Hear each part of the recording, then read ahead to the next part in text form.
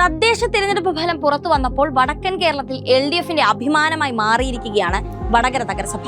കഴിഞ്ഞ 60 വർഷമായി LDF ഭരിക്കുന്ന വടകര പിടിച്ചെടുക്കാൻ ഇത്തവണ സർവ്വസന്നാഹവുമായാണ് UDF എത്തിയത്. ഷാഫി പറമ്പിന്റെ സൈബർ ടീമും RMPയും പഠിച്ച പണി 18 നോക്കിയിട്ടും വടകര ഇത്തവണയും ഇടതുപക്ഷത്തോട് ചേർന്നു നിന്നു.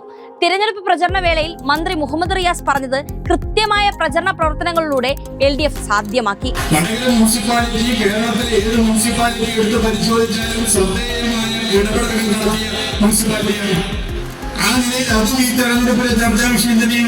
കഴിഞ്ഞ 2027 തെരഞ്ഞെടുപ്പിൽ LDFന് ലഭിച്ചതിനേക്കാൾ കൂടുതൽ സീറ്റുകൾ നേടി ഡിസംബർ 13 വോട്ടെണ്ണുമ്പോൾ വടകര മുനിസിപ്പാലിറ്റിയിൽ LDFന്റെ വിജയം കൂടി മാറുമെന്ന കാര്യത്തിൽ നമുക്കാർക്കും സംശയമില്ല.